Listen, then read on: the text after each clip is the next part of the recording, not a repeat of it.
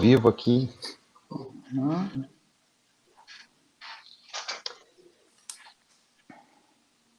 Deixa eu...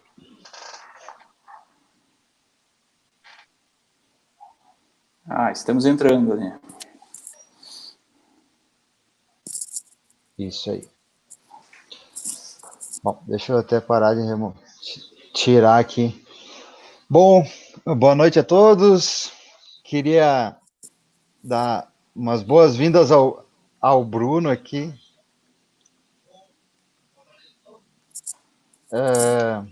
Cancelei, tinha um som aqui pegando.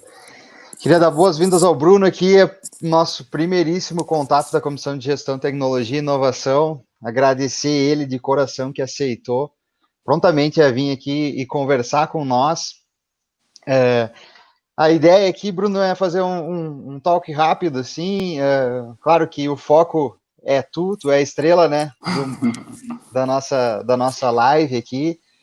E para falar de Advocacia 4.0, estamos eu e o Ayrton. O Ayrton é o presidente da comissão, foi o cara que criou. Nós somos advogados aqui em Passo Fundo. O nosso ambiente aqui da comissão é um ambiente bem informal, né? Apesar da nossa advocacia em geral aqui, especialmente no interior do estado, ainda ter um conservadorismo quanto à formalidade, assim, né? Excessiva, às vezes até.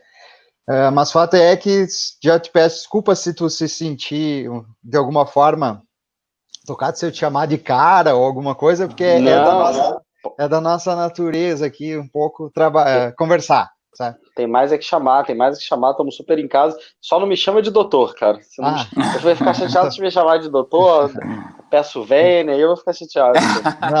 Então também em casa. Bruno, eu vou pedir para ti, se tu puder explicar um pouquinho, contar um pouquinho da tua caminhada só. Eu já vi essa semana ali no LinkedIn que também vocês foram, o Lima Ferguson acabou sendo listado ou ranqueado como um dos escritórios mais admirados no Leaders League. Então, tem uma historinha aí por trás disso tudo, obviamente, se tu puder contar para o pessoal que está nos acompanhando, de uma forma rápida aí para a gente já entrar no tema, eu te agradeço. Pô, muito legal, Eduardo. Obrigado aí pelo convite. Ayrton também, parabéns aí pela comissão. Cara, se tem uma coisa vantagem dentro desse cenário todo crítico que a gente está vivendo, essa oportunidade da gente falar, pô, tô aqui no Rio, vocês em Passo Fundo, compartilhar a experiência e tá com os colegas aí de qualquer lugar do Brasil. Então, cara, super legal, super bacana. Rapidamente, né? Eu sou advogado, a gente fundou um escritório em 2010, me formei aqui na Federal do Rio, fiz mestrado e doutorado na UERJ.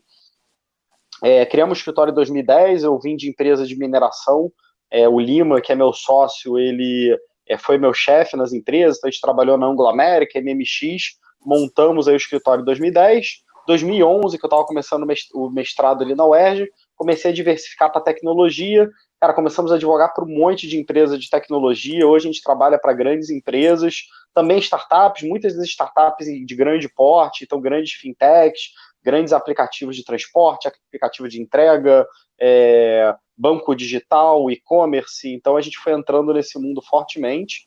Em 2016 eu criei o Sem Processo, que é uma plataforma de acordos, uma Lotec, né? A gente conecta advogados para fazer acordos.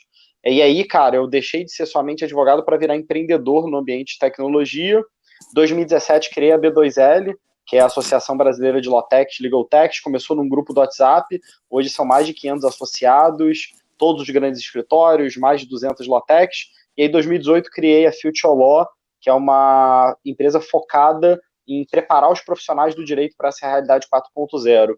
Ano passado a gente teve 3 mil alunos no mundo físico, né, no mundo pré-corona, e esse ano a gente lançou Advocacia 4.0, agora design de contratos, e a gente está escalando a operação no mundo digital e está conseguindo preparar os colegas no Brasil inteiro, e tenho atuado em outras frentes, board de pelo menos umas 4 ou 5 outras Lawtechs, e da Life, que é uma aceleradora. Então, tudo que é direito e inovação me interessa muito, e no que eu posso contribuir, estou sempre às ordens.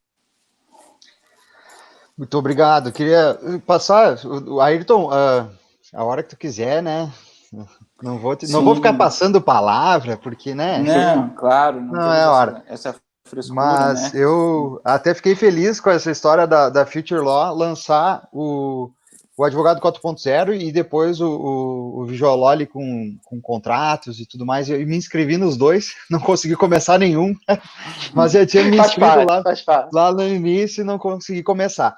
Mas já pegando, se o Ayrton quiser fazer alguma colocação, não, se não vou cair no 4.0 ali já. Agradecer, Bruno, a tua disponibilidade e te contar que a nossa cidade... Não sei, conhece Passo Fundo?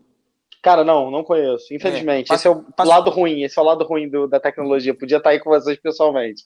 Pois nós estamos a uns 300 km de Porto Alegre aqui. A nossa cidade tem em torno de 200 mil habitantes, né, Eduardo? Não sei quantos advogados tem ativo aí, me ajuda. 1.700. 1.700 ativos aqui em Passo Fundo, né? Salvo engano, né? É uma região produtiva aqui, então, por mais que a cidade seja pequena, ela é polo aqui de uma região. Só para te ter uma noção do ambiente que a gente vive, né? É Legal. Distante dos grandes centros, né? Mas não é tão pequena como cidadezinhas de 20, 30 mil habitantes, é um pouquinho maior e estamos inseridos nesse polo aqui. O agro é bastante forte aqui na nossa região. Enfim, te lança aí, Bruno. Estamos na expectativa aí. Não, cara, super legal. E é engraçado, o Brasil é um país de dimensões aí continentais. E eu acho que todo mundo foi pego nessa virtualização. A gente fez E esse negócio de agro, né? A gente está acompanhando muito esse movimento das agritechs, né? Empresas de base tecnológica. Eu acho que é super legal falar numa cidade em que o agro é forte. Eu acho que é o grande motor aí da nossa economia. Então, pode ter uma dimensão menor de tamanho, como se falou, mas tem uma importância econômica e social gigantesca. Então, prazer. Cara, Porto Alegre eu conheço bem, tive várias vezes em eventos. Cara, é um ecossistema super forte. Porto Alegre é super forte aí nesse ambiente de tecnologia, muita coisa acontecendo. Engraçado esse que você estava falando, por exemplo, a gente fez um movimento também recente no escritório agora que a gente se digitalizou. Desde a pandemia, todo mundo teve essa perspectiva e a gente foi 100% para a nuvem. Então a gente está contratando pessoas e a gente está contratando gente do Brasil inteiro. Então também essa tentativa de ter, eu acho que nesse ambiente que as pessoas não precisam trabalhar no mesmo local, a gente está com essa perspectiva de se conectar com muita gente no Brasil inteiro. Então acho que mais do que nunca, a gente nunca teve barreiras geográficas, né? Eu acho que a gente está bem inserido nesse mundo digital. Acho que uma vantagem muito grande é essa, se conectar com todo mundo, compartilhar experiências, ter visões das mais diversas. Então, eu acho que isso está muito no DNA da própria Advocacia 4.0 também. Eduardo, você tem alguma dúvida? Algum ponto? Não, eu só queria reafirmar um pouco a questão do Ayrton ali, que ele botou assim, aqui é agro, a cidade sem querer fazer, né? Mas é a minha cidade, eu vou falar, tem que falar bem. Tem que fazer, né? Propaganda. Aqui é um polo do agro, é um polo da saúde, é um polo educacional. Legal. Inclusive, já vou mandar um abraço para minha coordenadora ali da faculdade, doutora professora Janaína Portela, está nos assistindo, né? Nós somos um polo em educação também. Além de educação, nós temos a questão da saúde, com 2 grandes hospitais que atendem mais de 1 milhão de pessoas na região. Então, nós temos uma região que tem um campo para inovação, assim, muito legal, sabe? Bacana. E nós acreditamos também que a inovação, ela passa tem a necessidade e passa pela questão de que a advocacia acompanhe isso aqui. Sim. Eu acho que é essencial. Mas eu queria, assim, já te provocar, assim, tem muita gente que fala e escuta, na verdade, falar advocacia 4.0, advogado 4.0, acho que é um robozinho. Não é um robozinho. Então, se tu pudesse delimitar um pouco, assim, qual que é a tua visão sobre a advocacia 4.0 e o que é o advogado 4.0? Né? Legal, cara, essa pergunta é interessante e muito do que nasceu, né, é engraçado, como tudo, eu vou falar de alguns termos, e aí se eu estiver repetindo alguns pontos, vocês me interrompam, mas eu acho que é sempre legal nivelar o conhecimento. Como eu falei, em 2016 eu criei o Sem Processo e comecei a adentrar nesse mundo de empreendedorismo, comecei a andar em ambientes de startup e até então, eu vim da mineração, né, a primeira indústria, então imagina, você tá falando de agro, então, cansei de andar de gravata, terno, abotoadura, então 1.0 total. Quando eu comecei a entrar nesse mundo de tecnologia e acompanhar essas mudanças, essas disrupções, e, cara, 2016 foi um ano muito intenso. Eu já vinha nessa transformação, você vê, Eu lembro de fazer uma compra de uma startup em 2012, 2013, e eu lembro que o sentimento que eu tive era isso, cara, os executivos da empresa, jovens de 20 e poucos anos, assumindo diretoria dentro de uma grande empresa. Eu falei, cara, eu não sabia nem que isso era possível. Então, para quem vinha da mineração, um mercado super tradicional, então eu vivi muito isso. Eu não era um cara muito tecnológico, meu primeiro smartphone eu comprei em dezembro de 2015 e janeiro de 2016 eu estava fundando uma empresa de tecnologia. Então eu fui do zero a tudo, então eu entendo bem os colegas aí que às vezes não são tão conectados, porque eu era muito assim. E quando eu comecei a viver esse ambiente de inovação, eu comecei a ver uma desconexão entre a advocacia e a realidade posta. Então, se você pegar um escritório de advocacia atual, ele é muito parecido com o escritório de advocacia do século XX, do início do século XX de Nova York. Mesmo modelo, mesma forma de falar. Então, nós advogados, nós somos, de certa forma, neofóbicos, né? A gente tem medo da inovação. O advogado, e aí eu sempre explico isso tem uma razão de ser, porque a gente lida com interesses alheios. E quando você lida com o interesse de outra pessoa, você tem que ser muito responsável. Ninguém procura um advogado de família quando o casamento está feliz. Doutor, eu estou te procurando aqui porque meu casamento está muito feliz e eu queria que você mandasse a conta de honorários. Não é, quando está tendo briga. Ninguém procura advogado trabalhista quando está numa relação bem. Putz, fiz 10 anos aqui na minha empresa, queria chamar meu advogado trabalhista para comemorar comigo. Advogado criminalista. Não, eu estou aqui super feliz. Então, assim, nós somos chamados sempre em momentos complexos. Mesmo no consultivo, é sempre quando tem interesse de jogo de alguém. Então, isso faz com que a gente seja conservador. A sociedade sempre foi muito conservadora, só que o mundo ele mudou e está mudando muito intensamente. Você pega as 5 maiores empresas do mundo, você tem Amazon, você tem Apple, você tem Google, você tem Facebook, e isso está espairando por todas as áreas. Então, como eu falei, agritech, se você é do mercado de agro, você está vendo muita tecnologia. Tem muita gente usando inteligência artificial, tem muita gente usando blockchain, tem muita gente usando tecnologia para isso. Mercado de saúde, como você bem falou, as health techs, mercado bancário, as fintechs. Então, o que a gente está vivendo é a dita quarta revolução industrial. Então, é uma revolução industrial muito pautada na informação, é uma revolução em que você tem muitas mudanças de modelo de negócio. Então, você vê, a gente teve a criação de vários modelos, Uber, Airbnb e tantas outras. Então, o mercado sendo extremamente desafiado.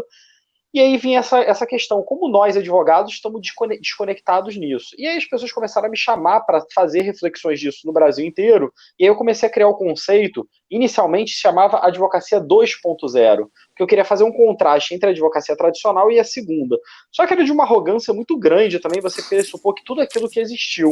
E aí a gente, cara, como tudo na vida, toda startup é protótipo, a gente foi mudando o conceito e chegou no conceito de advocacia 4.0. Então, na minha opinião, o que é advocacia 4.0? É aquela advocacia conectada com essa nova realidade, com essa nova dinâmica de mundo. Então, tem o uso da tecnologia, então acho que a gente tem um universo hoje de low-techs, e é engraçado porque eu venho falando isso desde 2016, só que, cara, nós somos resistentes, a gente adorava ficar naquele mundo ambiente offline, e aí, cara, veio quarentena, mudanças comportamentais, e a gente está vendo a tecnologia, cara, é engraçado, eu tenho uma live no meu Instagram que eu abro 23 horas todo dia, sem nenhum assunto para debater. Então todo dia entra um advogado de algum lugar do Brasil, entrou recentemente um colega nosso de Santa Catarina, ele falou, Bruno, fiz ontem minha primeira audiência com uma testemunha trabalhista, e, cara, o juiz estava na casa dele, a audiência seria 200 quilômetros de Florianópolis, cara, funcionou super bem. Então é engraçado como as coisas estão acontecendo para muita gente, só que a gente vem vivendo essa revolução tecnológica há muito tempo, essa disrupção, né? Então a gente está vendo essa advocacia mudando intensamente, e o professor Richard Susskind, que é uma das maiores autoridades de direito e tecnologia, ele fala que o mercado jurídico nos próximos 5 anos ele ia ser mais alterado do que nos últimos 200. Eu poderia dizer que nesse ano de 2020 é a grande mudança. Então, o que a gente achava que demoraria 5 anos está acontecendo agora. Então, a gente está obrigando essa tecnologia, as coisas estão acontecendo. E o que é interessante, né? Na minha opinião, muita gente pergunta, eu acho que não vai ter volta. Então, o que eu caracterizaria a advocacia 4.0? É essa advocacia conectada com a nova realidade, ela usa intensamente tecnologia, ela é muito mais horizontalizada. Então, você pega, por exemplo, os grandes escritórios, estruturas hierarquizadas, prédios de mármore, cara, 1000 advogados. Isso não coaduna com o mundo que a gente está vivendo hoje. Muito data vênia, cara, muita falta de objetividade. A gente está no mundo direto, um mundo de live, que a gente tem que falar, que a gente tem que se conectar com todo mundo, que a gente tem que ser entendido. Aí entra o elemento do visual law, que é a utilização de elementos gráficos para que você faça com que o teu raciocínio seja melhor entendido. O uso de dados, um advogado data-driven. Uma pergunta que eu sempre faço, né, para os colegas. Cara, o que é jurisprudência dominante? Pensei nas suas cabeças. A gente sempre fala jurisprudência dominante. Jurisprudência dominante é o seguinte: você quer fundamentar um caso do teu cliente, você pega o estagiário ali que entrou na faculdade, tá na faculdade, só assim, menina, procura aí para mim, eu quero fundamentar essa tese. E aí o estagiário, querendo mostrar trabalho ali no início do escritório, procura no STF, no STJ, não acha nada. Só que ele acha um voto de 2002 de um ministro que a gente nem sabe que foi ministro, porque já saiu da corte, e ele, na terceira página do voto dele, ele bota um raciocínio igual ao nosso. E aí ele vem, o estagiário todo feliz para o advogado, e fala: olha, doutor, achei aqui um posicionamento. O que o advogado fala? Conforme entendimento majoritário do Supremo Tribunal, a gente é subjetivo, a gente deturpa muitas vezes os argumentos em nosso favor. Só que o que é a jurisprudência dominante? Cara, é uma análise numérica. Você levantou os 100 milhões de processos do Brasil e conseguiu ver o resultado, então é uma mudança de mindset. Junto com isso, vem outras pautas, eu acho que pautas sociais também, empoderamento, questão de LGBT, racial, tem uma série de coisas que a advocacia não lida bem. A gente fez na Future Law o Setembro Amarelo para olhar sobre depressão. A advocacia é uma das profissões que tem o maior número de doenças mentais, infelizmente. Então, muito estresse, muito assédio, ambientes muito inóspitos, né? Então, eu acho que isso não é condizente com o que a gente quer e o que a gente busca. Então, é uma advocacia mais moderna, mais tecnológica, mais baseada no customer experience. Cara, a gente está no mundo de UX, né, cara? A gente está no mundo que a gente usa celular, a experiência ali no Instagram, a experiência ali no Mercado Livre, na loja americana, você pede um negócio no Rappi, no iFood. Então, é muita experiência do usuário, é isso que as pessoas buscam. Eu acho que a grande revolução que a gente vê, por exemplo, nas fintechs, hoje a gente tem 600 fintechs no Brasil. A gente tinha 5 bancos que concentravam 75% dos empréstimos.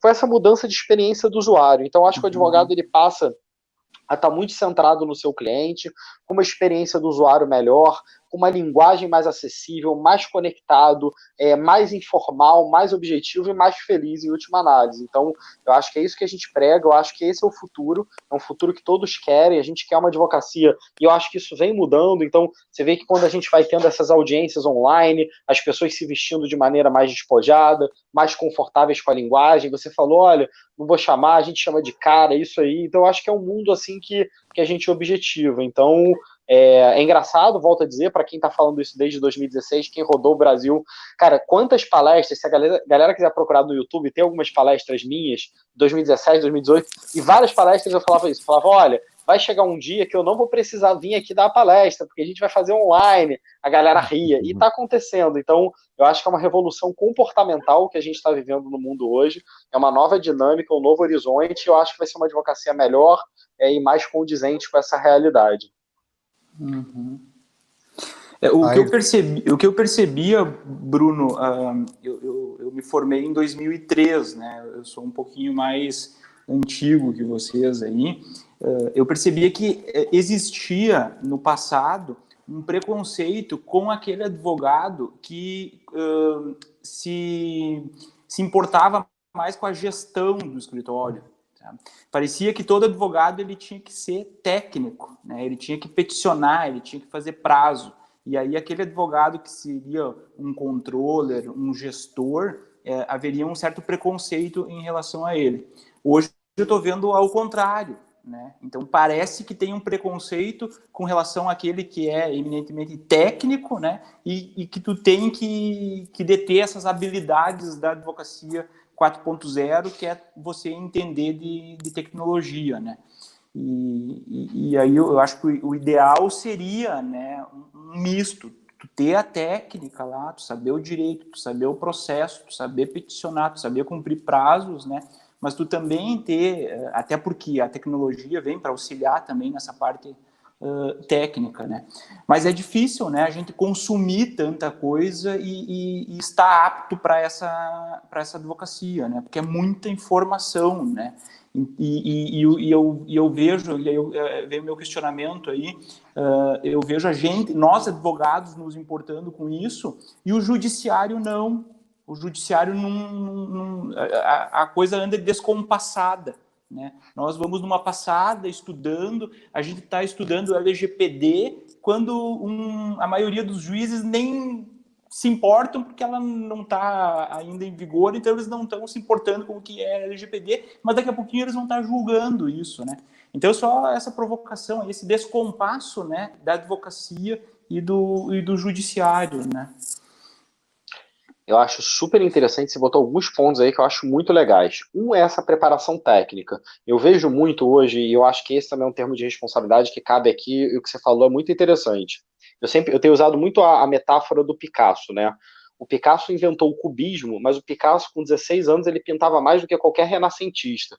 O Picasso, ele foi um pintor que ele, cara, era um expoente, o cara de família de pintores, aprendeu a desenhar muito cedo, e aí ele não fez o cubismo porque ele não conseguia pintar de maneira adequada. Ele, na verdade, ele entendeu toda a técnica e ele recriou uma técnica em cima porque ele tinha muito conhecimento. Hoje, uma preocupação que eu tenho muito grande, e a gente vê isso, as pessoas saindo da faculdade, com uma falta de preparo do direito básico, né? E eu acho que você não tem como reinventar e inovar se você não sabe os conceitos e as premissas básicas. Então, eu acho que o ensino jurídico, de maneira geral, ele vem sendo precarizado. Eu acho que existe um aspecto de mercado, como você bem colocou. Então, o menino, a menina está na faculdade, já tem que estagiar, já está pensando em OAB, ou quer fazer concurso, então está corrido. Ele já entra na faculdade pensando em sair, né? Eu acho que isso era muito típico da realidade que a gente via de aceleração. Até venho falando muito isso nesse período mais de quarentena, que as pessoas muitas vezes ficaram mais reclusas, etc.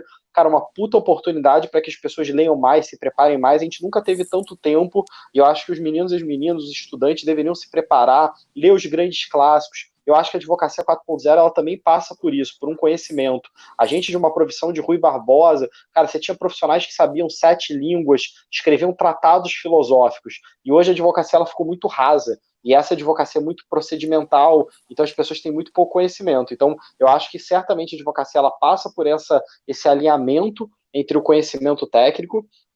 Com a relação à questão da gestão, que você bem colocou, eu acho que é um aspecto que falta muito para os profissionais do direito. Você vê isso muito em departamento jurídico. Antigamente você tinha departamentos jurídicos menos preparados. Hoje você vê heads jurídicos, cara, super preparados e super gestores e com conhecimento técnico. Eu acho que esse alinhamento é muito grande. Uma das competências que a gente julga também na Advocacia 4.0 é a metodologia ágil. Então, como você organizar melhor as tarefas, gerenciar time. Então, eu concordo muito com o que você falou dessa mescla.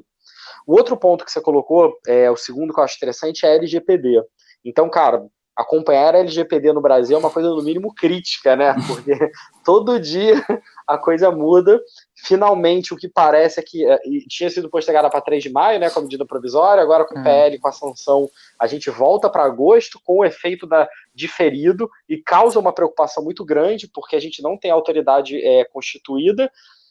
Provavelmente, se tudo se seguir dessa forma, a gente vai ter entrado em vigor agora, agosto, a gente está falando que a gente está quase final de junho, então julho e agosto, 2 meses. Não vai ter as sanções administrativas, mas vai ter judicialização a rodo. A gente sabe que o Brasil é um país de litigiosidade, a gente gasta 2% do PIB, a gente já tem 100 milhões de processos judiciais ativos, 1 milhão e 500 mil advogados, então isso vai virar uma litigiosidade enorme, e eu concordo com a falta de especialização muitas vezes. Não adianta a vara ser especializada se o juiz não é especializado, então se ele não entende da matéria. Mas eu vejo, o único contraponto que eu faria é a questão dos tribunais. Cara, é engraçado que hoje eu tive uma call com o pessoal do Supremo Tribunal, que eles estão pedindo ajuda para serem treinados nessas competências. Olha que incrível, eu conversei hoje com vários integrantes lá do Supremo, da equipe técnica, que eles querem preparar o Supremo para essa nova dinâmica. Então, eu acho que existe a preocupação de muitos tribunais, o que desafia é a velocidade. Mas, da mesma forma, é engraçado, porque eu vejo narrativas das mais distintas, né?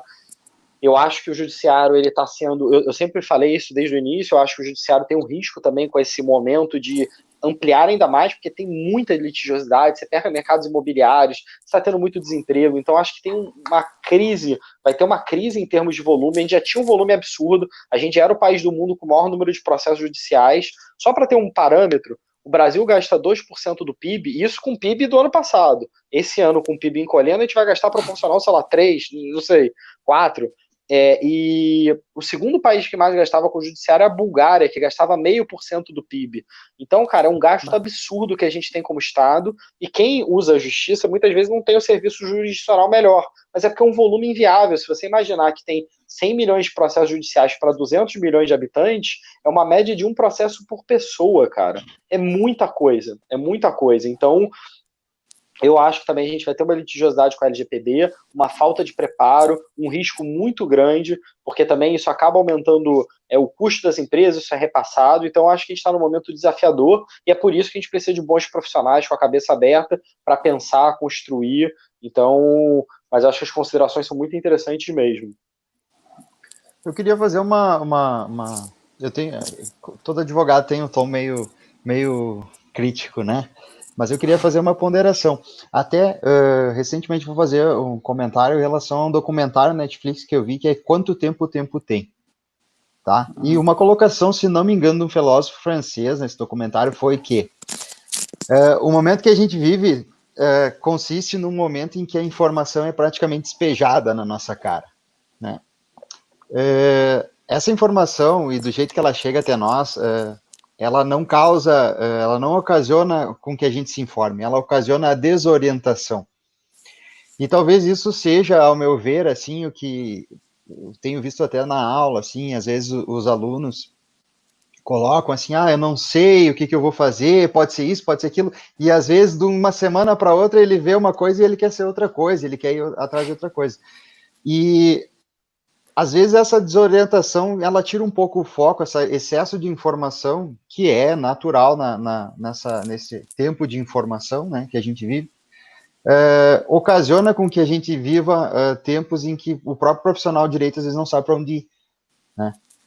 Então, eu fico pensando assim, no escritório, nós temos escritórios aqui muito mais tradicionais, assim, em termos de gestão e de atuação, né, basicamente muito mais litigiosos do que consultivos, porque é uma cultura ainda muito grande, né, na maior parte do Brasil. E o advogado que busca, e eu comecei a perceber isso quando eu comecei a buscar novas tecnologias para facilitar a minha vida, porque quando eu comecei a buscar essas tecnologias foi inegavelmente para quê? Para me desonerar de alguma coisa. Eu preciso fazer isso de uma forma mais fácil, entende? Preciso fazer isso de uma forma mais rápida, e teoricamente é uma coisa simples para mim. Claro que chega lá no algoritmo, talvez não seja tão simples, né? Mas para mim é uma coisa, é só botar aqui, sai lá, e enfim. Isso nos deu mais celeridade para se informar também e acabou desorientando. Então, eu acho que, de repente, a revolução 4.0, por assim dizer, ela vem a desorientar um pouco ainda. A gente ainda tomou a paulada, entendeu? A gente ainda está recuperando, assim, maioria. Então, talvez isso te provoca, assim, nesse sentido. Será que também esse 4.0, ela vem com uma carga muito forte de força e coloca, às vezes, num lugar que a gente não sabe para onde olhar, né? E quando eu comecei a olhar a tecnologia de uma outra forma, principalmente como uma amiga minha, né, para me ajudar, eu vi, meu Deus, eu comecei a pensar assim, tem tanta coisa que eu quero saber, tem tanta coisa que eu quero aprender HTML, eu quero aprender Python, eu quero saber o que é Learn Machine, eu quero, sabe? E só que na verdade isso começa a se transformar uma curiosidade que te desorienta e tira do foco, né? Do que realmente importa. E querendo ou não, no fundo, para o advogado importa a base teórica forte. Importa que o advogado tenha a base teórica forte. Muita gente acha, o advogado não vai mais precisar entender o que é dolo no negócio jurídico, o que é vício. Não, cara, tem que entender. Tu tem que entender o que é manifestação de vontade, tu tem que entender a capacidade da gente para realizar aquele negócio jurídico, ainda mais na era da internet. Então, tu tem que aliar. O 4.0, até onde eu venho acompanhando, assim, ele não é o advogado que usa o Kanban no escritório, né, aplica o Kanban e utiliza a tecnologia para fazer o que ele sempre fez. Não. Ele vai aliar o que ele sempre fez a essas questões para dar uma solução diferente para aquilo que ele é demandado, para aquela dor que o cliente traz, ela tem que ser resolvida agora de uma forma diferente. Por isso que queria te provocar nesse sentido. O advogado 4.0 não é aquele advogado que diz, senta aqui, vamos entrar com o processo agora. Não, é aquele cara que diz, não, senta aqui, deixa eu te ouvir, quero saber o que está acontecendo. E por aí vai, é mais ou menos fazendo um texto que eu li teu, não me lembro quando é que foi, mas do Miguel, da história do Miguel, né? O Miguel, ele resolveu um problema lá com o Japão, lá com uma empresa no Japão, mas ele tinha a questão da escolha do gene ali. Depois, enfim, se tu quiser explicar a história para o pessoal que não leu, mas enfim, o Miguel é exemplo disso, porque ele vai ali pensar como resolver a situação daquelas duas mulheres, sendo que uma escolheu uma característica genética para o filho lá, sem que a outra concordasse. Esse é o 4.0, entende? É o cara que entende disso tudo, e ele entende a questão humana por trás disso, ele entende aquele problema humano que está ali, e não só a tecnologia correndo e os algoritmos lá trabalhando. Mais ou menos essa provocação que eu queria te fazer. Cara, muito legal, Eduardo. Cara, eu vou dividir em 3 pontos aqui as tuas provocações, mas achei muito bacana. Eu vou deixar o Miguel para o final, que é o mais lúdico, mas é super legal lembrar do Miguel, vou explicar a história dele. Eu acho que tem 2 vieses, tá? Eu acho que a questão da advocacia, e aí é um negócio que se precede, eu sempre brinco com isso também. Quem que é o advogado ou advogada padrão? Menino, menina que, cara, tá na escola, adora história, não gosta de matemática. Professores de matemática muitas vezes não são bons oradores, com exceções. Professores de história, geralmente de formação mais esquerda, fizeram um movimento estudantil, sabem falar, tem oratória. Pô, história é sempre mais cool, a pessoa adora história. Menina com 17 anos, fala, cara, que legal, história, geografia, vou fazer sociologia, vou fazer antropologia. Chega em casa, o pai e a mãe olham e falam, pô, meu filho, sociologia, não sei se você vai ganhar tanto dinheiro. Pô, vai outra coisa humana, talvez psicologia. Por que você não faz direito, meu filho, minha filha? Direito é tão legal. Direito, pô, tem um tio teu que ganhou dinheiro. Você pode fazer concurso público. Cara, direito, tanta coisa. Precisa de advogado de família. Se for advogado criminalista, pô, faz, meu filho, faz, minha filha. O menino, a menina entra na faculdade. Cara, chega naquela faculdade, às vezes as primeiras matérias de ordem mais sociológica, ele até curte, aí ele começa a cair nesse mundo do direito. Então, ele acaba se formando, vai para o escritório, chega lá, recebe um monte de petição, começa a peticionar, muitas vezes o contencioso mais massificado, ele chega em casa, chora e fala, mãe, pai, devia ter feito sociologia, quem sabe eu estava ganhando até mais ou igual, mas eu era mais feliz. Então, o direito ele acaba atraindo pessoas que não são muito vocacionadas, né? Então eu acho que esse é um primeiro ponto. Assim, a gente tem no país 1.500.000 advogados, a gente tem 1.500 faculdades de direito, a gente tem mais faculdade de direito do que o mundo inteiro, e muita gente entra não vocacionada. E eu concordo muito que o bom advogado, a boa advogada são pessoas vocacionadas que gostam do direito, que gostam de entender, teorizar. Eu acho que isso, a base teórica, ela é uma premissa básica, e eu acho que não precede. Eu acho que eu falo muito isso, eu vejo isso, cara, como tudo, como você fala, inovação e tal, e eu vou chegar também nesse mundo que a gente está vivendo, você tem todas as matizes. Então, às vezes, as pessoas se apropriam de um discurso que a gente traz de maior seriedade e acabam achando que é isso, cara, eu vou sair da faculdade sem uma base boa, agora eu sou advogado 4.0, eu sou cool. Mas e aí, você está ajudando o teu cliente? Porque você continua sendo advogado, você continua lidando com o interesse alheio do teu cliente. Então você está realmente, é o que eu falei, os interesses no mundo moderno são completamente distintos. Eu entrar com um processo judicial hoje, ficar 10 anos, eu não trago o resultado do mundo que em 2 meses tudo muda. Então eu ser menos litigioso, eu ser mais consultivo, eu ser mais visual, eu entender meu cliente, como você falou, senta aqui, quero entender a tua dor, e o advogado muito mais como um resolvedor do problema do que como um litigante propriamente. Pode ser que a resolução seja o litígio, mas de forma mais estratégica. Isso é essencial que ele entenda. Então eu acho que falta base, volto a dizer, disso eu não abro mão, então eu acho que isso é fundamental, e às vezes as pessoas se confundem, né? Eu acho que um aspecto geracional, eu sou da geração Y, eu já trabalho com pessoas da geração Z, então, cara, é uma galera que chega ainda mais acelerada, mas eu acho que é isso. Então, é uma geração que tem uma expectativa muito grande. Putz, sou estagiário, eu quero ser CEO no dia seguinte, como é que eu viro sócio antes de pegar minha carteira da OAB? Então, acho que felicidade é muito expectativa menos realidade, né? Então, eu acho que as pessoas têm uma expectativa muito grande e não entendem que, cara, é 1 quilo de sal que você tem que comer para conhecer uma pessoa, que as coisas que têm valor, estão falando de agro aí, eu tive um chefe que ele falava isso, quer ver se o ser humano tem paciência? Manda ele plantar a árvore de jabuticaba para esperar para colher o fruto. Então, você não bota a semente na terra e no dia seguinte você está plantando. Você planta, você espera, tem que ter a colheita. Então, acho que um problema geracional hoje é a intensidade, até porque também tem uma projeção de marca nisso, né? Eu, quando fui criar o Sem Processo, eu olhei lá o filme do Mark Zuckerberg. O cara cria o Facebook lá, bota no ar, no dia seguinte o cara tá bilionário, a discussão dele é com os sócios. Então você tem um ambiente de muito lifestyle, né? Eu vejo isso no ambiente de startup, de inovação, as pessoas falam assim, eu quero ter qualidade de vida. Cara, se quer ter qualidade de vida, não vai fazer uma startup, cara, porque não vai dar certo. Se você não trabalhar 20 horas por dia, você tá ferrado. Então, assim, por isso que você tem que amar aquilo que você gosta, por isso que você tem que ter um ambiente bom, por isso que você tem que fazer de coração. Então, eu acho que a advocacia 4.0 ela passa por essa autorrealização e as pessoas gostam muito só da parte bonita. Então eu quero colorir minha peça, eu quero ser cool, mas eu não quero ter a bagagem do negócio. Então isso eu concordo. O segundo aspecto é que a gente está no mundo hoje de pós-verdade, né? A gente está no mundo líquido, Bauman, né? Completamente líquido, um mundo de pós-verdade. Então a gente está vendo discussão de fake news, cara. A gente está no mundo que hoje todo mundo é produtor de conteúdo, as pessoas produzem da maneira que elas querem. Estava falando isso recentemente, falei isso ontem na minha live, entrou uma pessoa para falar sobre, cara, corona e tal. Eu falei, cara, olha que incrível, esse Átila, por exemplo, o cara virou a maior referência, cara. Ele é maior autoridade que qualquer especialista que eu já vi na minha vida, porque ele é um youtuber. Então a gente está no mundo. Primeiro você tinha o Whindersson Nunes, que era ali o youtuber. Aí você tinha lá Só que agora o nível de especialidade. Há algum tempo atrás, o médico nutricionista ou médico estético, que ele não estava no Instagram, ele não era mais consultado por ninguém.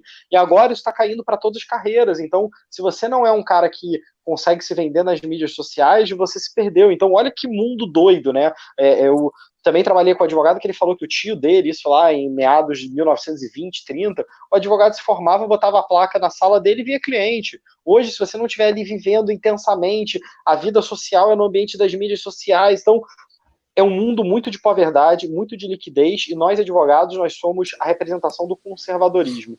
Então, a gente não sabe como lidar. Esse baque que você fala talvez seja mais intenso para a advocacia do que para outras profissões. Você pega um programador, ele é neofílico, ele sabe que o mundo vai mudar, ele quer performance, cria um produto novo, ele se inscreve para usar. A gente não, a gente sempre está freando a mudança. A gente não, peraí, vamos entender, eu sempre brinco, né? Você tem os early adopters, os primeiros usuários de uma plataforma. Normal, toda startup tem os seus primeiros clientes. Cara, alguém acha que o primeiro cliente de uma startup é um advogado? Você acha que o advogado foi o primeiro cara a entrar no Airbnb? Cara, quando que a gente ouviu falar sobre Airbnb, a gente falou o quê? Cara, tá na lei do inquilinato, isso pode, no Uber, pô, mas como é que vai ser? Vai dar problema, cadê o código de trânsito? Então a gente é drivado para ver dor, problema, confusão, o problema que vai dar. Isso faz com que a gente tenha um espírito inovador muito pequeno. E aí no mundo líquido, e eu acho que essa pandemia ela trouxe isso, a gente já estava no mundo acelerado, líquido, de muita informação, agora então até a ciência, né, cara? Você vê que todo dia sai uma notícia, não existe parâmetro. Quem está certo, quem está errado. A OMS fala uma coisa, no dia seguinte ela fala outra. Então a gente está no mundo sem parâmetros. Se a própria ciência, que era o ápice da racionalidade, que nos dava a resposta, ela hoje não entende essa doença, para trazer uma metáfora muito inserida no contexto, como nós, advogados, vamos dar conta dessa realidade? Então, dessas novas relações familiares, dessas novas relações de emprego, você vê o direito trabalhista. O que é jornada de trabalho hoje no mundo digital? Eu bato cartão, eu não bato cartão, relação de emprego, subordinação, onerosidade, habitualidade, o que significa isso? Você vê a galera tentando discutir nos aplicativos de entrega se aquilo é uma relação, mas não é, porque aquilo não tem habitualidade, é uma plataforma, quem te contrata. Então acho que a gente está num mundo em que os novos contextos sociais e econômicos estão desafiando todo mundo. E o direito, na minha percepção, é a minha tese de doutorado, é o direito experimentalista, o sandbox. O direito ele tem que ficar líquido para que ele possa aderir a essa sociedade. Se o direito ele continuar estanque, que negócio, a árvore que não enverga quebra, né? Muitas metáforas aqui agrícolas, né? Aproveitando aí que foi falado. Os caras típicos aqui da cidade querendo falar de árvore, mas o que eu tô falando se você não enverga, você quebra. Então, eu acho que o direito ele tem que ter mais fluidez, sem perder, obviamente, os parâmetros, as perspectivas. Tem uma discussão aí grande, por exemplo, eu fiz o mestrado e o doutorado na UERJ, né? Então a UERJ tem a linha do Barroso, do pós-positivismo, você tinha o direito natural, você teve o direito positivista, pós-Segunda Guerra Mundial veio o pós-positivismo, os princípios, né, a lexia, cara, aí você vem nessa discussão muito grande, Rawls, então a argumentação, a gente já está muito assim, você vê que as grandes causas do Supremo, elas não se decidem na técnica, elas já se decidiam na mídia, você vê a questão de células-tronco, você vê que são questões que mobilizam, então acho que isso cada vez mais vai ser trazido para o judiciário, como eu falo, por exemplo, a questão do visual law, então sempre é um convencimento do magistrado. É interessante que a tecnologia ela nos leva para esses aspectos. Por exemplo, tem um estudo na Universidade Israelense que fala que os magistrados que julgam antes do meio-dia têm uma tendência de condenar mais do que os que julgam depois do almoço, porque ele de barriga cheia, hormonalmente ele está mais tranquilo. Só que quando você começa a pegar isso em dados, fazer jurimetria, ver por que um cara decidiu diferente, então a gente começa a entender que no final também é um humano, e se ele é humano, ele também está sujeito à pós-verdade, ele também está sujeito à argumentação. Então será que eu só vou argumentar com palavras ou elementos físicos? Esse cara está sendo bombardeado por imagens a todo momento, então acho que é uma mudança, é um novo paradigma teórico para a advocacia ser inserida. Então eu acho que esse desconforto que a advocacia sente, e é um desconforto que a gente vem provocando em algum nível nos diálogos, mas hoje eu vejo absolutamente todo mundo vivendo, porque é isso, eu faço audiência ou não, eu tenho que vestir meu terno e gravata para fazer um despacho online, mas faz sentido, eu dentro da minha casa de terno e gravata, já não fazia sentido, imagina no calor do Rio, 45 graus, o cara andando de terno e gravata, que é uma roupa de lava. Por que a gente botou a gravata? Então, assim, as coisas que já não faziam sentido parecem não fazer mais hoje. Então, será que o mundo, inventado uma vacina amanhã, a gente vai voltar no mundo do jeito que era? Eu, particularmente, não acredito. Eu acho que o mundo nunca mais será como antes. E eu acho que o advogado ele tem que ter essa capacidade de ser o primeiro. Então, eu acho que a gente está no mundo que quem primeiro testa, primeiro aprende.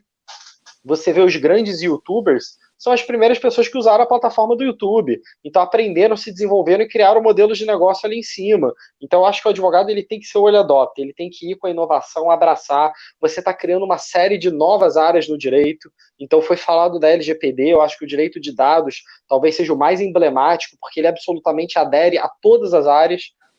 Você vê, em última análise, é um novo direito do consumidor, cara. Ele traz direitos de usuários em relação a essas informações que absolutamente abrange a todo mundo, de qualquer área. Então você vai ter esse direito frente à padaria da esquina ou grande empresa. Então é um novo marco. Então, da mesma forma que o direito do consumidor empregou muita gente, né? E aí você vê outras discussões, você vê audiencista, você teve a lei do JEC agora que permitiu audiência online.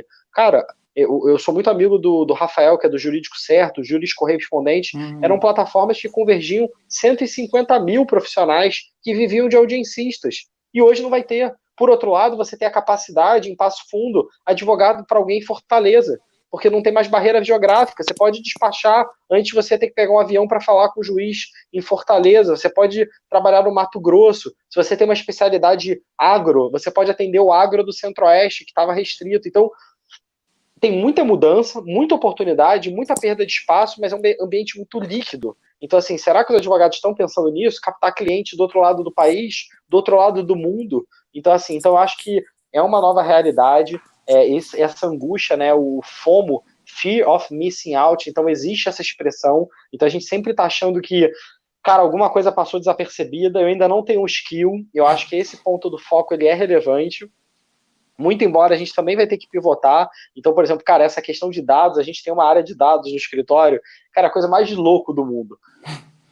Cara, a gente, ano passado que a gente teve a entrada em vigor do GDPR, foi em 2019. Cara, tá tão louco o tempo que a gente até perde a percepção. Maio de 2019. Cara, a gente já veio lidando com o direito digital, a gente criou um grupo em janeiro de 2019 para debater a questão da entrada em vigor do GDPR, que era a norma europeia. Cara, a gente começou a estudar, falou, cara, nunca que vai ter a norma no Brasil, já estava 8 anos no Congresso, veio quebra de analytics, boom, cara, Facebook, o case, não sei o que, eleições do Trump, cara, o Congresso foi lá, votou, na verdade foi no governo Michel Temer, o Temer saiu em 2018. Foi 2018 foi, é o último ano dele. É isso. Então foi, volto a dizer, a história da 2019, 2018, eu tô falando que o tempo já tá perdido. Cara, e foi maio de 2018 de GDPR, claro, 2018. Então, cara, aí vem a medida provisória do Temer, e aí, caramba, a lei vai entrar em vigor, vem como medida provisória, não foi criada autoridade, primeiro como agência reguladora, depois como órgão, e aí, cara, entrou um frenesi. A nossa área de compliance de dados do escritório explodiu, todo mundo procurando, empresas de todas as dimensões, cara, a gente correndo, estruturando, cara, muita empresa atrasada. Quando deu dezembro do ano passado e a gente foi fazer o planejamento de 2019 para 2020, falei, cara, é a área que vai bombar pra caramba, vamos contratar, vamos se estruturar, se estruturamos e tal. Cara, no meio do negócio entra a pandemia, cara, não vai ter mais lei de dados, vai ser lá para 3 de maio, as empresas paralisaram os projetos. Agora em agosto, cara, o que essa semana o telefone tocou para falar sobre compliance de dados, e aí você não tem nem gente, cara, para atender. Então, olha que mundo fluido. E aí o que eu tô te falando, e aí as empresas vão se adequar, mas os advogados vão começar a usar a LGPD, porque mesmo a sanção administrativa, então a gente está no mundo hoje, que você falou de perder o foco, não é a gente que perde o foco, é a realidade que não tem foco. Então não é que a gente está tentando se adequar e navegar num mar completamente revolto, né? Então eu acho que esse é o desafio. Fala aí, eu vejo assim que o feito é melhor que o perfeito, né? Então a gente tem que pular na frente. Eu quero aproveitar esse teu gancho aí e pedir e te provocar no seguinte sentido. Tu acha que a advocacia... o que eu acho? Que a advocacia sozinha não está preparada para a aplicação da LGPD, né? Talvez um compliance meio que de papel ou contencioso, certo? Que o contencioso que vai ser gerado pela LGPD, a gente consegue administrar. Agora, a aplicação, né, da LGPD nas empresas, eu acho que precisa um pouco mais de conhecimento, né? O que tu vê aí? Vocês estão oferecendo esse serviço, vocês como escritório estão oferecendo esse serviço e vocês estão se valendo de outros profissionais, e aí eu menciono o profissional de TI, vocês estão buscando isso aí. Traz isso aí para nós, porque eu tenho algumas empresas, clientes aqui que eu estou sentindo que elas vão me buscar, sabe? E eu vejo que o meu escritório, por mais que a gente tenha uma estrutura aqui, cabeça aberta, digamos, eu não me sinto confortável de chegar e orientar a empresa no sentido da aplicação da LGPD, né? Cara, você tem total razão, Ayrton. A gente trabalha... Tem várias empresas dos mais diferentes setores, mas em projetos grandes, a gente tem projetos de grandes empresas e, em geral, você tem plataformas, tá? Então, você tem plataformas tecnológicas. Eu tenho uma Lotec que se chama Dados Legais, que é uma plataforma... Eu não estou à frente, eu sou um dos investidores, eu tive à frente, hoje a Luísa é a CEO, e é uma plataforma de conexão de direitos. A gente criou uma empresa de tecnologia para ajudar no compliance de dados. Porque você como advogado, é o que você falou, muitas vezes, o que é o trabalho, né? A primeira coisa que você faz num projeto desse, primeiro é o pre-assessment, então você faz uma pesquisa para identificar aonde existe tratamento de dados, e aí eu estou falando de mundo físico e digital, o que se torna mais difícil, porque tem muita gente que está com arquivo físico, etc. E aí, quando você vai fazer o assessment de verdade, você tem que ter plataforma para extrair as informações do banco, organizar, e é um trabalho que não é trivial para advogado e nem a gente não tem nem capacidade como tradicionalmente para fazer. Então, muitas vezes você faz isso com consultorias, então é muito comum você ter o trabalho conjunto, e aí o advogado ele entra ali para entender, fazer o DPIA, para fazer uns instrumentos para adequar aqueles dados à realidade da lei de dados. E aí o que eu acho? As grandes empresas, você vê, quando o GDPR entrou em vigor, eu acho que, salvo engano, só 15% das empresas da Europa estavam compliance com a lei de dados. 85% não estavam. E aí elas começaram a ficar porque tinha muita manifestação da autoridade, das várias autoridades europeias de dados de cada país. Só que no Brasil a gente tem essa particularidade que é essa judicialização excessiva. Então, os advogados que não atuam para as empresas, mas atuam em nome de usuários, que eram de consumidores, eles vão se apropriar dessas teses e isso vai começar a virar uma judicialização, não tem como não virar. Então, assim, a gente está num ambiente que tem um número que o advogado com a OAB na mão, ele vai lá e litiga. Então, eu acho que muitas empresas elas vão passar a quererem estar em compliance quando elas verem o problema na porta. Então... Porque no final é custo, tá? E esse é um negócio interessante. O Becker, que é meu sócio, ele escreveu um artigo chamado LGPD e Castigo. Porque a galera que atua muito em LGPD, e é legal, é importante, é uma lei que está protegendo nossos dados, então a gente é advogado, tem essa discussão, o IAB, por exemplo, agora está tentando colocar isso na Constituição para que seja um direito fundamental, embora a privacidade já o seja, mas uma discussão para que seja inserido no artigo 5º, etc. Mas no final isso é um custo Brasil nas empresas, ainda mais num ano como 2020, em que as empresas estão com dificuldade alguma de pagar imposto, demissões em massa, isso é um custo além que se insere.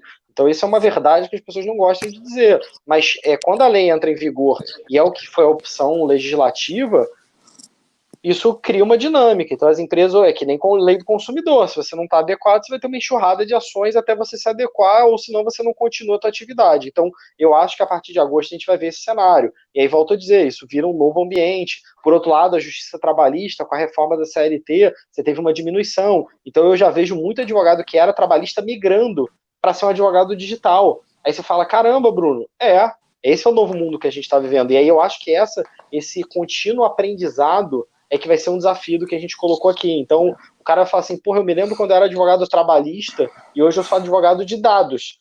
Você fala assim, cara, você mudou, eu mudei, porque era a nova realidade. Então, eu acho que isso vai acontecer. E talvez a lei de dados daqui a 1, 2 anos seja um assunto velho, porque vai ter uma coisa nova. Então, eu acho que essa capacidade de lidar com o novo, com velocidade, entender para onde o mundo está andando e se conectar, seja talvez uma oportunidade de você ganhar mais destaque, né? Então, eu acho que é isso. Ser o primeiro a fazer, porque antigamente a galera vivia, você pega, quanto advogado viveu de lei de SA, lei da década de 70, o cara entendia de lei de SA, ele vivia direito empresarial pro resto da vida falando sobre lei SA. Então o mundo não vai ser isso. Eu vejo em termos de M&A, por exemplo, em compra de empresa, a gente atua muito no escritório. Cara, antigamente o M&A demorava 1 ano. Hoje tem operação que o cara te liga e fala o seguinte, cara, eu vou comprar daqui 3 semanas. Você dá um jeito, fala assim, como assim 3 semanas? Cara, dá um jeito, descobre o que é a empresa do cara, me dá um SPA aqui. Então, assim, é um mundo célere, porque em 3 meses tudo pode mudar, que nem CNN, então, CBN, né? Em meia hora tudo muda. A gente está num mundo muito volátil. Então, essa velocidade. E aí, adentrando o que o Eduardo falou do Miguel, o que é o Miguel, né? Para quem não conhece, tem os vídeos aí na internet. Em 2017, eu acho, a Fenaló, 2018, a Thomson Reuters, que é a maior fornecedora de tecnologia, patrocinadora da Future Law, me chamou para ir na Fenaló e fazer uma apresentação sobre o advogado em 2040. Daqui 20 anos daqui. 2040. 2038. 2038. Era 2008, exatamente. Hoje seria 2040. Falei, cara, vai ser uma apresentação chata pra caramba, e porra, quem sou eu pra falar o que vai ser a vida do advogado daqui a 20 anos? Falei, cara, melhor do que fazer isso, eu vou pensar num dia de um advogado daqui a 20 anos. E aí, por que é Miguel? Porque Miguel é o nome mais escolhido para crianças no ano de 2008. Então, certamente nasceu um menino em 2008 que se chamou Miguel, que daqui a 30 anos vai ser um advogado em 2038 com 30 anos de idade. E aí eu vou pensando no dia a dia, ele anda de carro voador, ele vê a SpaceX. É engraçado que a gente viu o lançamento agora da SpaceX, e eu falo, para quem quiser ver o vídeo de 2008, cara, eu falo, ele em 2020 vai ver o lançamento da SpaceX. Então, assim, e na verdade o que eu fiz foi o seguinte, eu peguei várias previsões de empresas, de futurologia, e fui encaixando na realidade dele. E é um mundo muito dinâmico, então ele compra uma empresa, ele atua de maneira bem dinâmica, então é uma tentativa de futurologia, mas é engraçado que passados aí 2, 3 anos, vale a pena a galera ver que tem coisas que já estão acontecendo. Então o Miguel, ele realmente está se concretizando. Então eu acho que... E é legal também a gente olhar o que vai ser, porque isso nos ajuda a nos prepararmos até lá. Então é óbvio que quando a gente fala, por exemplo, o Miguel, ele tem um chatbot que negocia um acordo que é um algoritmo dele. Isso não existe hoje. Mas quando a gente enxerga, você pega a ficção científica, né, os Jetsons, eles ajudaram a projetar a nossa realidade. A gente só não tem o carro voador, mas a gente já fala por telinha. Então, o exercício da futurologia ele é um exercício, inclusive, para construir futuros. E eu acho que a gente está caminhando por aí. Então, acho que seremos cada vez mais diferentes daquilo que a gente via, né? Bom, eu vou fazer... Já estamos aqui quase 20 horas também, não vamos prender mais o Bruno tanto, né? Mas é engraçado essas situações e eu provoquei do Miguel de propósito, assim, porque há uns tempos atrás eu li o Eu, Robô do Isaac Asimov, né? Que eu demorei para ler, no sentido que eu tinha o livro e não pegava para ler. E ele faz uma série de previsões de 2020, 2029 e tal. e fala que o mundo teria 3 bilhões de habitantes em determinada parte do livro. Eu fico pensando, o cara errou um pouquinho, né? Mas eu acho assim, já levando para uma ideia de conclusão, que uma das características do advogado 4.0 e da inovação jurídica é a gente conseguir imaginar ou tentar imaginar o futuro. Para te ver assim, tu fez lá atrás pensou lá atrás como é que poderia ser algo. Hoje muitas das coisas que o Miguel fazia a gente faz, a gente consegue fazer, né? Claro que a gente ainda não voa, não tem carro voador, né, e tal, mas a SpaceX está aí, né? Ainda. Então, o advogado 4.0 ele tem que ter a cabeça assim, e ser meio, eu vou te dizer assim, até meio maluco, né? De dizer assim, pô, daqui uns tempos eu vou fazer isso, vou fazer. Ele tem que ter a coragem de pensar essas coisas. Ele tem que ser meio camaleão, né? E tem que ter o pé no chão também ao mesmo tempo. Então, é isso que me leva a admirar muito vocês ali do Lima Ferguson, que fazem esse tipo de advocacia, assim, porque eu acompanho vocês, acompanho a Future Law e tudo mais, até vou pedir para te fazer o jabá depois da Future Law, sem processo e afins, mas eu acho que é isso que nós queria trazer aqui, essa questão da mente aberta, sabe? Vamos imaginar que daqui uns dias nós vamos estar resolvendo o processo em 2 dias? Vamos, por que não? Um processo que eu li essa semana que teve um processo que finalizou um tempo atrás na STF que os advogados morreram. Surreal, né? Então não tem. Mas última provocação, e daí já pedi para te emendar um jabá aí da Future Law. Acho sensacional o que vocês estão fazendo. Mas a última provocação é o seguinte: tem a possibilidade de um escritório de advocacia hoje spin-offar, fazer um spin-off assim e se tornar um escritório 4.0, ou ele poderia se transformar totalmente, se tornar 4.0, mesmo com todas as características, enfim, não deu tempo de falar muita coisa mais profundamente do 4.0, assim, principalmente que o SUS fala e tudo mais, mas diante da nossa legislação, da legislação da nossa profissão, algumas coisas a gente consegue trabalhar dentro da legislação. Outras coisas eu acho que a legislação, né, tá na hora da gente rever. Mas tu acha que como está hoje, tu conseguiria, assim, avançar tanto, assim, no mundo 4.0 e advocacia? Cara, super legal. Esse tema é engraçado. A gente tem o escritório há 10 anos e eu comecei a aplicar muitas coisas dentro da nossa estrutura. A gente tem um propósito o propósito do Lima Ferguson é reinventar e aplicar o direito na realidade exponencial.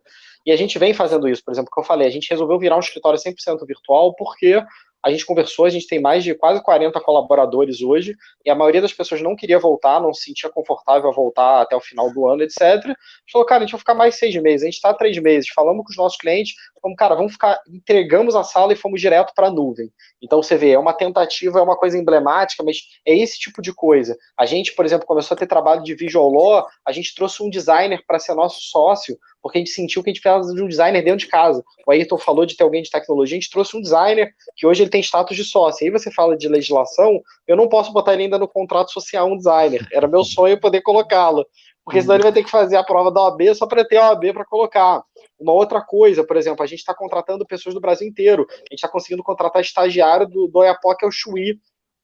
Cara, como é que eu faço na lei do estágio? Quem que supervisiona o estágio daquele menino ou daquela menina? A faculdade. Então, tem coisas que são meio... A legislação não está pronta, mas é assim mesmo, cara, as coisas avançam. Então, eu acho que é isso. Eu vejo muito movimento legal. Aí, no Rio Grande do Sul, tem o SLAP, um movimento aí muito bacana do SLAP, não sei se vocês conhecem.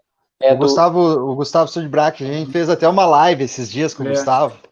Cara, o Gustavo é, craque demais. Então, o Gustavão é um cara que tá inovando. Eu acho que o SLAP ali é um modelo. Eu gosto muito desses modelos, assim. Eu admiro muito o SLAP, eu admiro muito o Helder Galvão, que tem o Nós 8, tem o Fábio Sandão, que lançou o Faria. Então, são pessoas que estão buscando uma dinâmica. Eu acho que cada um está buscando de uma forma. A gente está muito focado em grandes empresas. Por exemplo, o Helder está mais focado em startup early stage. Então, eu acho que cada um na sua, mas são movimentos. Então, você vê, o SLAP é uma coisa regional. Você está dentro do mesmo mesmo estado, então é um cara que criou um super parâmetro de ver os desafios e tem feito coisas legais, então eu acredito nisso muito. Então acho que é possível, acho que tem organizações sendo criadas, se formando e crescendo com propósito, conectando gente legal, porque tem um parênteses aqui que vale a pena ter uma importância. Cara, escritório não é mobília, não é mesa, não é ar-condicionado, é cérebro dos advogados que estão ali dentro. Então, se você consegue ter os melhores cérebros, você tem o melhor escritório. Então, você tem que entender o que são as melhores cérebros dessa geração, das meninas e meninos que estão se formando, qual ambiente que eles querem atuar. Se você conseguir dar a plataforma, a organização que eles querem, você vai ter um escritório imbatível. Então, eu acredito muito nisso, mais do que tudo. Em relação aos jabás aqui, porque a galera sempre... Cara, eu sempre esqueço, eu sou o pior propagandista dos meus negócios, porque eu falo pra caramba e eu esqueço de falar.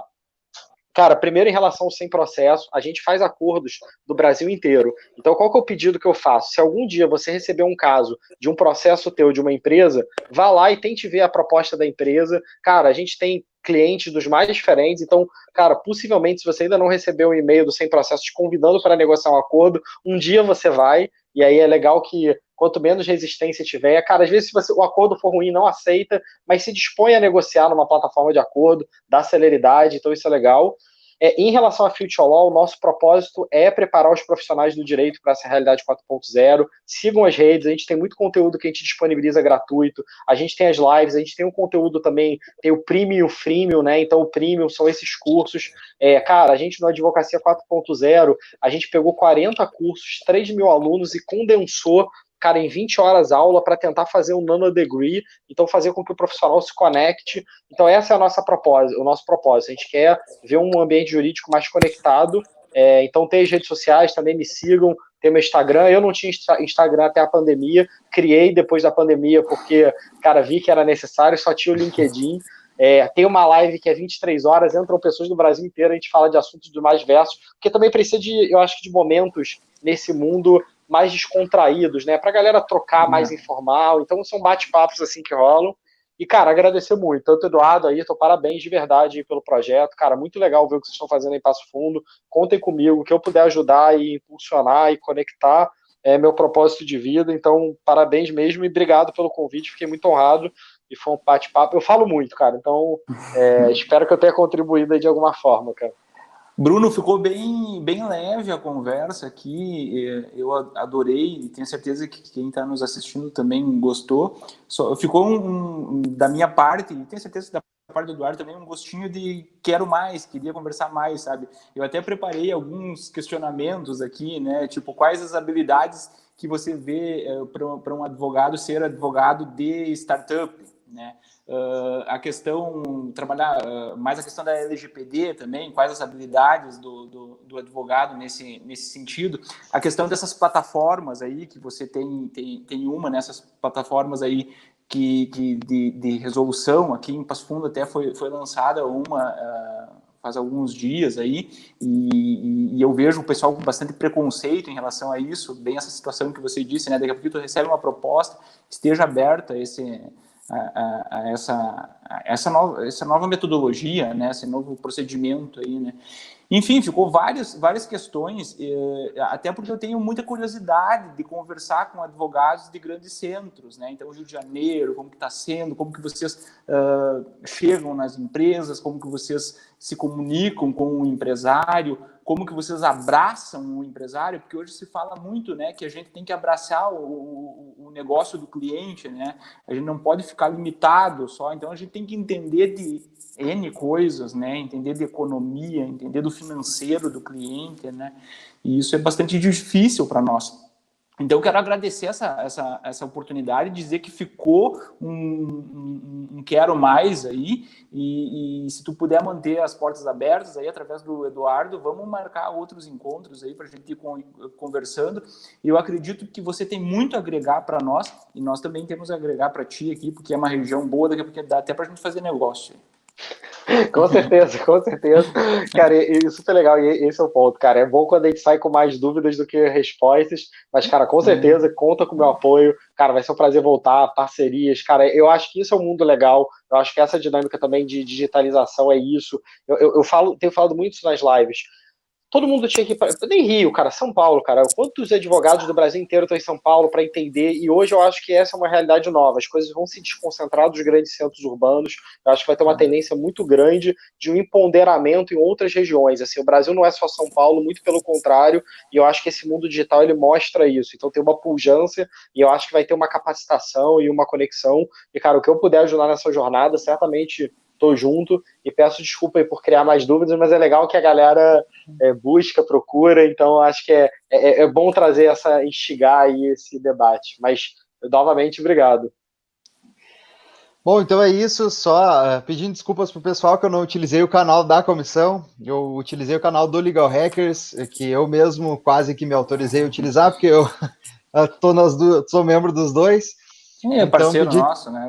Pedir desculpas para o pessoal por esse pequeno imprevisto.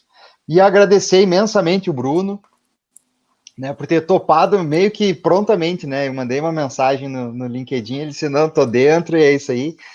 E pelas tuas palavras, já nos trouxe aqui, a ideia é mesmo provocar, a ideia é mesmo levar as pessoas a pensar mais sobre isso e efetivamente mudar a nossa profissão para melhor.